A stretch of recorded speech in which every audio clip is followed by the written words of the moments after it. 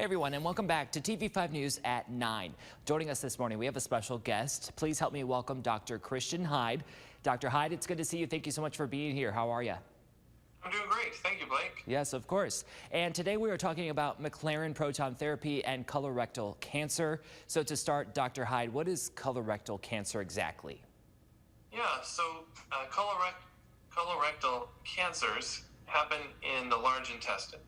The large intestine is made up of the colon, which is also called the large bowel, or the rectum, which is the lower part of the large intestine. The rectum holds the stool before you need to go, and cancers can develop in the colon or the rectum, and they can have symptoms like blood in the stool, painful bowel movements, or sometimes no symptom at all, which is why screening is important. Mm-hmm. And that way we can find these cancers early when they're in their most curable stage. Very good, and it's good to know those symptoms too. So thank you for sharing that. Dr. Hyde, who might be at greater risk for colorectal cancer? Yeah, so we don't always know what causes any particular individual to get cancer, but we do know that the older we get, the more prone we are to get cancers of all kinds, not just colon and rectal, but so starting at age 45 or 50, people should be getting a screening colonoscopy or a stool test.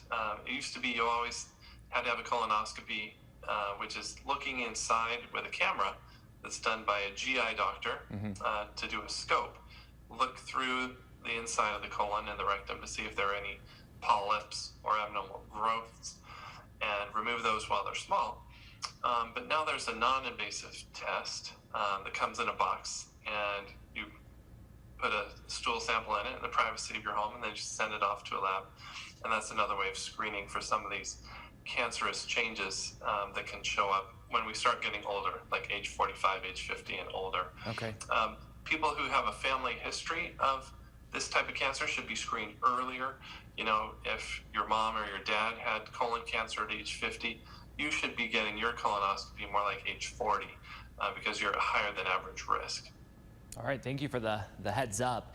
Now, can you pinpoint exactly, or maybe not exactly, but maybe just some common causes of colorectal cancer? Yeah, so there are some risk factors. Besides family history, we know that smoking can increase the chance of rectal cancer. Okay. And it's not because the smoke comes in direct contact with the colon or the rectum, but because the chemicals that are in tobacco smoke, we know there's about 67 different carcinogens or cancer-causing chemicals inside tobacco smoke. And those get absorbed in the bloodstream, and they go everywhere throughout the body because the blood goes everywhere. Yeah. And so getting rid of tobacco is number one thing that I recommend to anybody who wants to improve their health. That's the number one thing you can do for your health, even ahead of diet, even ahead of exercise, is quit smoking. Okay. Also, diet seems to matter. We know that when people come to the U.S., their risk of colon cancer goes up because they start eating the American diet. And so it's important to get away from some of the high-fat foods, include more fruits and vegetables, more fiber in your diet, things like whole grains, beans. Think of less processed food, less things that come out of a can or a box, and more things that come out of the produce section. Very good. Yeah, great tips for us there. Can you tell us, Dr. Hyde, maybe why proton therapy may be a good treatment option for this colorectal cancer?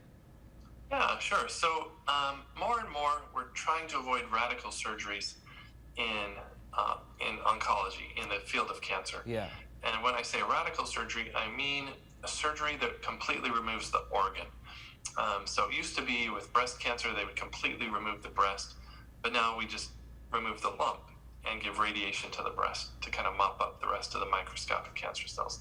And so we're starting to use this approach in rectal cancer too. Some of these cancers are kind of low down near the surface of the skin, near the anus, which is like a valve that keeps the stool inside until it's time to go and empty your bowel. If you have a low rectal cancer and you want it cured, in the old days, everyone would have colostomy, which is like a bag that empties the stool through the skin of the abdomen. And people, don't want that. We try to avoid it whenever humanly possible. Sometimes we can't, But for patients with small cancers that are caught kind of early in the lower rectum, sometimes we kind of take that approach like we have for breast cancer. We try to keep the organ. We try to do kind of a lumpectomy, remove the cancer, and then give a combination of radiation and sometimes chemotherapy as well to try to mop up what's left behind and try to avoid that colostomy, or at least postpone it as long as humanly possible, so that people don't have to have this major lifestyle disruption that can sometimes occur. Yeah. Yeah, thanks for Not everybody explaining. is a candidate. Really, you have to see a team that includes a surgeon, a chemotherapy specialist, a radiation specialist like me, and see if you're a candidate for this type of approach, where maybe the surgery can be less radical than it has in the past. You really need that consultation, and that's something we can do. If you want to find out if proton therapy is right for you or a family member, we are here for you. Yeah, very good. Is there a certain step that someone should take, say they do maybe want to find out more about the proton therapy, if they're a good fit for it? Sure. So we do have a website. Everything's on the internet now, of course. McLaren.org/proton treatment.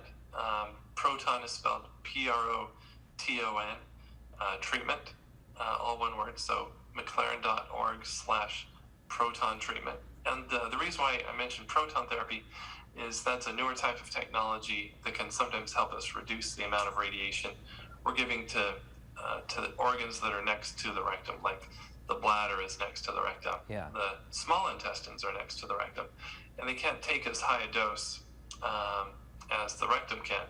So we try to avoid those organs, and proton treatment is one way that we can do that. Another way to contact us regarding proton therapy is to call our navigator at 855-MY-PROTON. Even though we're in Michigan, my is spelled MYPROTON. So that's 855-MY-PROTON, MYPROTON. Very good. Lots of great information, Dr. Hyde. Thank you for coming in and giving us a greater understanding. Thank you. You're welcome. Thank you. Absolutely. And you can find more information on this topic in the hot links section of our website, WNEN.com.